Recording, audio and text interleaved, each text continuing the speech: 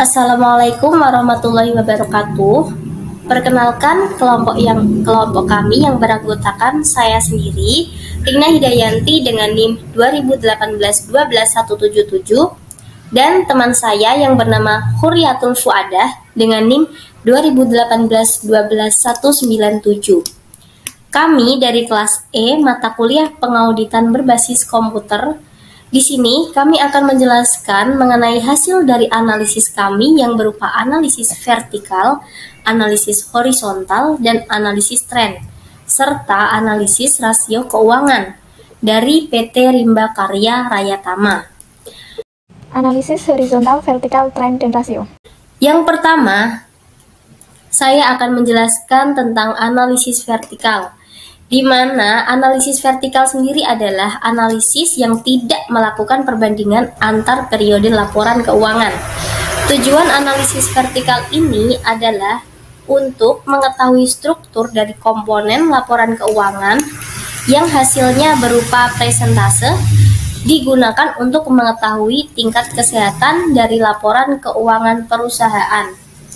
Dari hasil tersebut, terlihat bahwa jenis aktiva yang paling besar adalah total aktiva tetap, dengan hasil presentase 83%. Nah, sedangkan pada pasiva yang paling besar adalah total hutang lancar, dengan presentase 26%. Selanjutnya, pada analisis horizontal, di mana analisis horizontal sendiri adalah teknik analisis yang dilakukan dengan melakukan perbandingan antara akun yang sama dengan laporan keuangan pada periode yang berbeda. Hasilnya digunakan untuk mengetahui komponen dari laporan keuangan mana yang memberikan kontribusi tertinggi. Di sini terdapat perbandingan di tahun 2004 dan 2005. Pada akun total aktiva lancar, terdapat kenaikan sebesar 7%, dan total aktiva tetap terdapat kenaikan 30%. Pada total hutang lancar, terdapat kenaikan 68%. Dan pada total hutang jangka panjang, mengalami penurunan sebesar 28%. Dan pada total ekuitas, terdapat kenaikan 21%. Pada tabel laporan laba rugi untuk pendapatan usaha, pada penjualan terdapat kenaikan 19%, pada HPP terdapat kenaikan 14%, pada laba operasional terdapat kenaikan 49%, pada pendapatan non-operasional terdapat kenaikan 9%, dan pada laba sebelum pajak terdapat kenaikan 48%. Dan pada laba bersih PT Rimba Karya Rayatama mengalami kenaikan 47%. Selanjutnya, saya akan menjelaskan tentang analisis tren, di mana analisis tren sendiri digunakan untuk mengetahui kecenderungan dari posisi keuangan. Analisis ini biasanya digunakan dalam persentase, namun dapat juga dinyatakan dalam indeks apabila menggunakan lebih dari 2 periode. Karena laporannya membandingkan di 2 periode saja, yaitu antara tahun 2004 dan 2005, maka digunakan dengan cara menggunakan cara persentase. Ternyata, analisis tren atau indeks ini merupakan bagian dari analisis horizontal. Oleh karena itu, analisis tersebut menggunakan rumus yang sama dengan analisis horizontal dan memiliki tujuan yang sama dengan analisis horizontal tersebut. Selanjutnya pada analisis rasio keuangan, di mana analisis rasio keuangan ini hampir sama dengan analisis vertikal. Analisis rasio ini juga membandingkan komponen-komponen laporan keuangan yang satu dengan komponen laporan keuangan lainnya.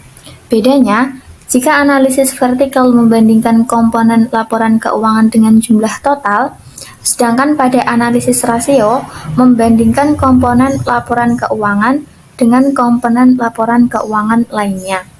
Analisis rasio ini menyediakan berbagai macam informasi yang kita butuhkan untuk mengelola laporan keuangan perusahaan, menilai tingkat kesehatan laporan keuangan perusahaan, dan menganalisis kemungkinan perkembangan perusahaan. Secara umum, ada beberapa kategori dalam analisis rasio, yaitu rasio kategori likuiditas, solvabilitas, profitabilitas, dan aktivitas.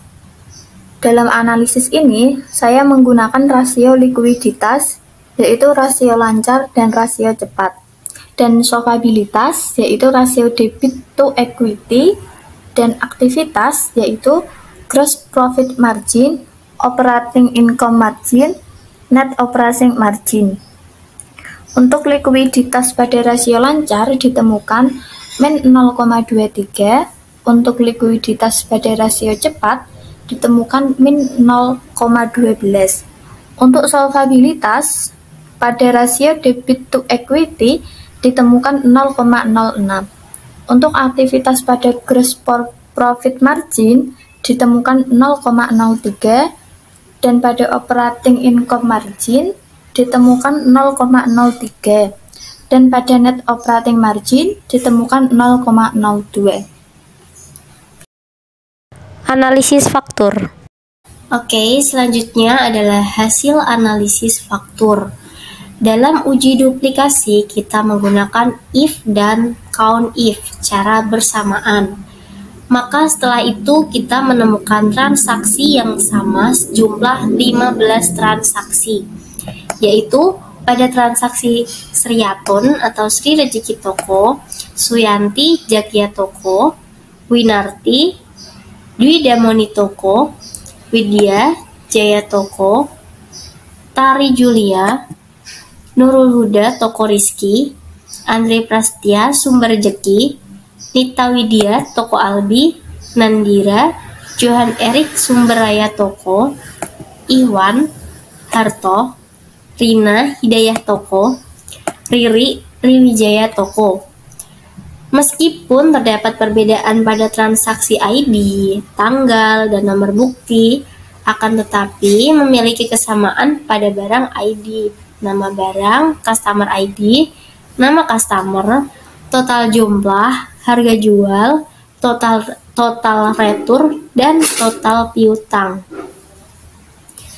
Kemudian kita lihat pada kolom total jumlah, diketahui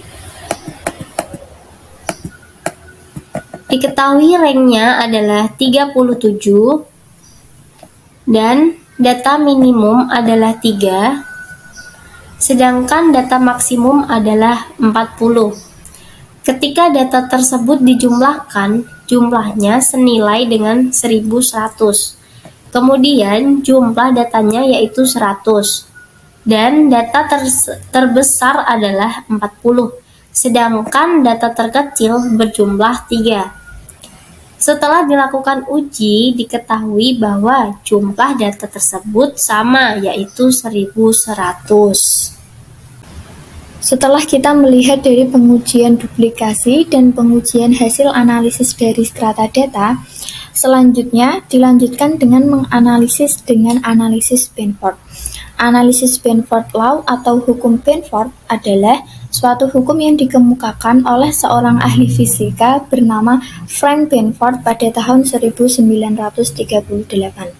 Benford memberikan suatu panduan tentang frekuensi kemunculan suatu angka acak dari 1 sampai 9. Dari analisis tersebut, probabilitas kemunculan angka dan data pada digit pertama suatu data acak akan lebih besar dari angka 2, dan angka 2 akan lebih sering muncul dibandingkan dengan angka 3, dan seterusnya. Setelah kita mengetahui dari hasil analisis tersebut, diketahui bahwa angka 26 itu lebih sering muncul daripada angka 21, dan angka 22 lebih sering muncul dari angka 21, dan seterusnya. Dan kita ketahui pada angka digit yang ke-1 dan ke-3 yaitu sering muncul angka 26. Nah, setelah itu kita dapat simpulkan ada manipulasi data karena kecenderungan kemunculan digit pertama tidak mengikuti pola seperti tabel. Nah, kita lihat pada pola tabel Benford ini pada presentasenya, semakin besar angkanya, maka semakin kecil persentasenya. Jika data terdapat manipulasi, akan datang kecenderungan penyimpanan dan probabilitas kemunculan angka pada digit pertama. Maka bisa disimpulkan bahwa data-data faktur dari perusahaan terdapat indikasi jika ada data tersebut mengalami manipulasi. Demikianlah hasil analisis kelompok kami.